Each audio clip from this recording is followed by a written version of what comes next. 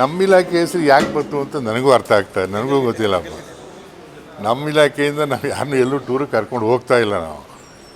ಈ ಇದನ್ನು ಯಾಕೆ ನಮ್ಮ ಇಲಾಖೆ ಬಗ್ಗೆ ನನ್ನ ನೇತೃತ್ವರಿಗೆ ಹೋಗ್ತಾರೆ ಅಂತ ಈ ಥರ ಹೇಳಿಕೆ ಕೊಡ್ತಾರೆ ಅಂತ ನನಗೂ ಗೊತ್ತಿಲ್ಲ. ಯಾರು ಹೇಳಿಕೆ ಕೊಟ್ಟಿದ್ದು, ನಮ್ಮ ಮೇಲೆ ಪುಟ್ಟರಂಗ ಶೆಟ್ಟಿ ಹೇಳಿಕೆ ಕೊಟ್ಟವ್ರೆ ಅಂತ ನನಗೆ ಹೇಳಿದ್ವಿ. ನಾನು ನೆನ್ನೆ ಸಂಜೆ ಅವರು ಮಾತಾಡಿ, ಏನು ರೀ ನೀವು ಯಾಕಪ್ಪ ಈ ಥರ ಹೇಳಿದ್ಯಾ, ಕೇಳಿದ್ರು ಹೇಳ್ಬಿಟ್ಟೆ ಅಂತ ಅಂದರೆ ಹೆಂಗಂತ ಹೇಳ್ಬಿಟ್ರಿ, ಯಾವ ಥರ ನಿಮ್ಮದು ಅಂತ. ಆದ್ದರಿಂದ ನಮ್ಮ ಇಲಾಖೆಯಿಂದ ನಾವು ಯಾರನ್ನೂ ಟೂರಿಗೆ ಕಳಿಸ್ತಾ ಇಲ್ಲ ಏನೋ. ಮತ್ತು ಈ ಟೂರಿಗೂ ಲೀಡರ್ಶಿಪ್ಪು ನನ್ನ ಲೀಡರ್ಶಿಪ್ ಏನಿಲ್ಲ ಇದರಲ್ಲಿ. ಅಸೆಂಬ್ಲಿ ನಡೆಯೋ ಟೈಮಲ್ಲಿ ಏನಾಯ್ತು ಅಂತಂದರೆ ಎಲ್ಲ ಸೀನಿಯರ್ MLAs ಎಲ್ಲ ಸೇರಿಕೊಂಡು 4 ಸಲ 5 ಸಲ ಗೆದ್ದಂಥವ್ರು ಎಲ್ಲರೂ ಟೂರ್ ಹೋಗೋಣ ಅಂತೆಲ್ಲ ಅವೆಲ್ಲ ಚರ್ಚೆ ಮಾಡ್ತಿದ್ರು. ಆ ಚರ್ಚೆಯಲ್ಲಿ ನಾನು ಭಾಗವಹಿಸಿದ್ದೆ. ನಾವು ನೀವು ಬನ್ನಿ ಅಂತೇಳಿ ನನಗೆ ಒತ್ತಾಯ ಮಾಡಿದ್ರು. ನೋಡೋಣ ಸಾಧ್ಯವಾದರೆ ಬರ್ತೀನಿ ಅಂತ ಹೇಳಿದ್ದೆ. ಬಟ್ ನಾನೀಗ ಯಾವ ಟೂರು ಹೋಗ್ತಾ ಇಲ್ಲ ನಾನು ಏನೋ. MLA ಅವರು ಅವ್ರವ್ರ ಇಚ್ಛೆ ಪ್ರಕಾರ ಅವ್ರು ಹೋಗ್ತಾ ಇದ್ದಾರೆ ಅಷ್ಟೇ. ನನಗೆ ಈ ಟೂರ್ಗೂ ಬೇರೆಯವ್ರಿಗೆ ಯಾರಿಗೂ ಸಂಬಂಧ, ನನಗೂ ಸಂಬಂಧ ಇಲ್ಲ ಅಥವಾ ಯಾವ ಮುಖಂಡರಿಗೂ ಸಂಬಂಧ ಇಲ್ಲ. ಸುದ್ದಿ ಈಗ ಯಾಕೆ ಸರ್ ಚರ್ಚೆ ಆಗ್ತಾ ಇದ್ದು? ಅದನ್ನೇ ನಾನು ನೀವೇ ಭಾಳ ದೊಡ್ಡದಾಗಿ ಚರ್ಚೆ ಮಾಡ್ತಾಯಿದ್ದೀರಪ್ಪ, ಮಾಧ್ಯಮಗಳಲ್ಲಿ ಭಾಳ ದೊಡ್ಡದಾಗಿ ಚರ್ಚೆ ಮಾಡ್ತಾಯಿದ್ದೀರಿ. ಆಮೇಲೆ ನನಗೆ ಒಂದು ಪ್ರಶ್ನೆ ಕಾಡೋದು ಏನಂದರೆ, ಈಗ MLAಗಳು ಎಲ್ಲರೂ ಟೂರ್ ಹೋಗ್ಬೇಕು ಅಂದರೆ ಯಾರು ಪರ್ಮಿಷನ್ ತಗೋಬೇಕು? ಯಾರು ಪರ್ಮಿಷನ್ ಆಗತ್ತೆ? ಅವ್ರ ಸ್ವಂತ ದುಡ್ಡಲ್ಲಿ ಟೂರ್ ಮಾಡೋಕ್ಕೆ ಯಾರು ಪರ್ಮಿಷನ್ ಅಗತ್ಯ ಇದೆ? ಅದರಿಂದ ಈ ಚರ್ಚೆಗೆ ನಾನು ಅದಕ್ಕೆ ನೆನ್ನೆಯಿಂದ TV ಹೇಳ್ತಾ ಇದ್ದು ನೋಡಿ, ನಾನು ನಿಮಗೆಲ್ಲ ಹೇಳೋಣ ವಿಚಾರ ಅಂತ ಬಂದೆ. ನಮ್ಮ ಇಲಾಖೆಯಿಂದ ನಾನು ಯಾರನ್ನೂ ಎಲ್ಲಿಗೂ ಕಳಿಸ್ತಾ ಇಲ್ಲ. ಅವರು ನನ್ನ ವಿಶ್ವಾಸಿಗಳು ಭಾಳ ಜನ MLAಗಳು ಹೋಗ್ತಾ ಇರೋರು ನನ್ನನ್ನು ಕರೆದಿದ್ರು. ಅದಕ್ಕೆ ನಾನು ನೋಡೋಣ ಅಂತ ಹೇಳಿದೆ. ಬಟ್ ನಾನು ಹೋಗ್ತಾ ಇಲ್ಲ ನಾನು ಏನೋ. ಅವರು ಹೋಗ್ತಾ ಇದ್ದಾರೆ, ಅವ್ರ ಸ್ವಂತ ದುಡ್ಡಿನ ಮೇಲೆ ಹೋಗ್ತಾ ಇದ್ದಾರೆ ಅಷ್ಟೇ. ಅದನ್ನು ನೀವು ಅಲ್ಲಲ್ಲ ಯಾರು ಕಳಿಸ್ತಾ ಇದ್ದಾರೆ ಅಂತ ನೀವು ಎಲ್ಲರೂ ಹುಡುಕಿ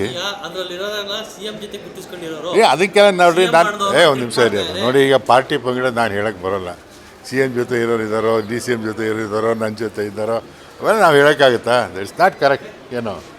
ಅವ್ರ MLAಗಳು ಅವ್ರು ಹೋಗ್ತಾ ಇದ್ದಾರೆ, ಅವ್ರ ಖರ್ಚಲ್ಲಿ ಹೋಗ್ತಾ ಇದ್ದಾರೆ. ನನಗೆ ಇನ್ನೊಂದು ಏನು, ಯಾಕೆ ಅವ್ರು ಭಯ ಆಗಿಬಿಡ್ತಾ ಇದ್ದಾರೆ ಅಂತ ಅರ್ಥ ಆಗ್ತಾ ಇಲ್ಲ.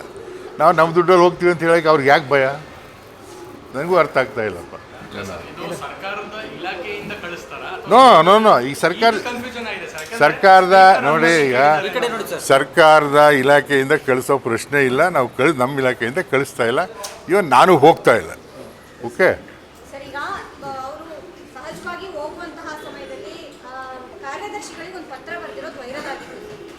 ಯಾರು ಬರೆದಿರೋದು? ಬಂದರೆ ಅವ್ರು ಹೋದ್ರು. ಅದೇ ನನಗೆ ಅದೇ ರೀ, ನಾನು ಅದನ್ನೇ ಹೇಳ್ತಾ ಇದ್ದೆ. ನಮ್ಮ ಇಲಾಖೆ ಹೆಸರು ಯಾಕೆ ಬಳಸ್ತಾ ಇದ್ದಾರೆ ಅಂತ ನಮಗೂ ಅರ್ಥ ಆಗ್ತಾ ಇಲ್ಲ ಏನು. ನಿಜವಾಗ್ಲೂ ಕೂಡ ನಿಮ್ಮ ಇಲಾಖೆಯಲ್ಲಿ ಇಂಥ ಒಂದು ಅಧ್ಯಯನ ಪ್ರವಾಸ ಸಾಧ್ಯತೆಗಳಿತ್ತ? ನೋಡಿ, ನಮ್ಮಲ್ಲಿ ಪ್ರವಾಸಕ್ಕೆ ಕಳಿಸೋಷ್ಟು ಹಣನೂ ಇಲ್ಲ ನಮ್ಮ ಹತ್ರ, ಗೊತ್ತಾಯ್ತೆ. ನಮ್ಮ ಇಲಾಖೆ ಪ್ರವಾಸಕ್ಕೆ ಕಳಿಸೋ ಹಣನೂ ಅಲ್ಲ, ಅದ್ರ ಅಗತ್ಯನೂ ಇಲ್ಲ. ಈಗ ನಮಗೆ ಆ ಥರ ಪ್ರೋಗ್ರಾಮ್ ಏನೂ ಇಲ್ಲ ನಮಗೆ. ಏನಾರು ಇದೆಯಾ? ನಮ್ಮನ್ನೇನು ಕೇಳಿಲ್ಲ, ಯಾರು ಕೇಳಿಲ್ಲ.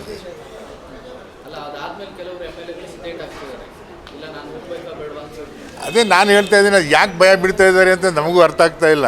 ಅವ್ರ ದುಡ್ಡಲ್ಲಿ ಪ್ರವಾಸ ಹೋಗೋಕ್ಕೆ ಈ ಭಯ ಹಾಕಬೇಕು. ಏನು ಸರ್ಕಾರ ದುಡ್ಡಲ್ಲಿ ಹೋಗೋದಾದರೆ ಭಯ ಬೀಳಬೇಕು ಏನೋ. ಸ್ವಂತ ಅವ್ರ ದುಡ್ಡಲ್ಲಿ ಪ್ರವಾಸ ಮಾಡೋಕ್ಕೆ ಯಾಕೆ ಭಯ ಬಿಡ್ತಾ ಇದೆ ಅಂತ ನಮಗೂ ಅರ್ಥ ಆಗ್ತಾ ಇಲ್ಲ. ಇನ್ನೊಂದು ಹೇಳಿದ್ರೆ, ಸ್ನೇಹಿತರ ಬಳಗದಲ್ಲಿ ಪ್ರವಾಸದ ಚರ್ಚೆ ಆದಾಗ ಎಷ್ಟು ಜನ ಹೋಗ್ಬೇಕು ಅಂತ ಚರ್ಚೆ ಮಾಡಿದ್ರಿ? ಸುಮ್ಮನೆ ಒಂದು 5-6 ಜನ ಕೂತ್ಕೊಂಡು ಚರ್ಚೆ ಮಾಡಿದ್ರು. ಆಗ ನಾನು ಅಲ್ಲಿ ಕೂತಿದ್ದೆ. ಆಗ ನನಗೂ ಒತ್ತಾಯ ನಮ್ಮ ಸ್ನೇಹಿತರಲ್ಲಿ, ನೀನು ಬಾಪ ಅಂತೇಳಿ ನಾನು ಆವತ್ತು ನೋಡೋಣ ಅಂತ ಹೇಳಿದ್ದೆ. ಬಟ್ ಈಗ ನಾನು ಹೋಗ್ತಾ ಇಲ್ಲ.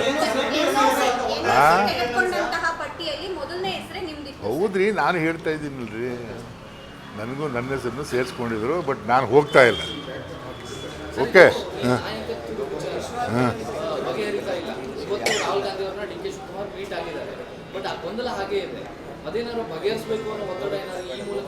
ಅದು ಹೆಂಗ್ರಿ ಆಗುತ್ತೆ? ಇದಕ್ಕೂ ಅದಕ್ಕೆ ಏನು ಸಂಬಂಧ ಇದೆ? ಅಲ್ಲಪ್ಪ, ಇದಕ್ಕೂ ಅದಕ್ಕೆ ಏನು ಸಂಬಂಧ ಇದೆ? ಏನಂದರೆ ನೀವು ಯಾವ ಕ್ಯಾಂಪಲ್ಲಿ ಗುರ್ಸ್ಕೊಂಡಿದ್ದೀರಿ ಅಂತಕ್ಕಂಥ ಚರ್ಚೆ. ನಾನು ಅಲ್ಲಪ್ಪ ನೋಡ್ರಿ, ಈಗ ಒಂದು ನಿಮಿಷ. ನಾನು CM ಅವರು ಒಂದೇ ಜಿಲ್ಲೆಯವರು, ಸುಮಾರು 30-35 ವರ್ಷಗಳಿಂದ ಜೊತೇಲಿ ಬಂದಿದ್ದೀವಿ ಏನೋ. ನಾವು ಆತ್ಮೀಯರು ನಿಜ ಏನೋ. ಅದಕ್ಕೆ ನಾನು ಏನು ಮಾಡಲಿ? ಈಗ ಈ CM ಆಪ್ತರು ಇವ್ರು ಏನೋ ನೀವು ಮಾಡಿದ ವ್ಯಾಖ್ಯಾನ ಮಾಡಿದ ನಾನು ಏನು ಮಾಡಲಿ? ಹೌದ್ರಿ, ನಾನು CM ಆಪ್ತು ನಿಜ.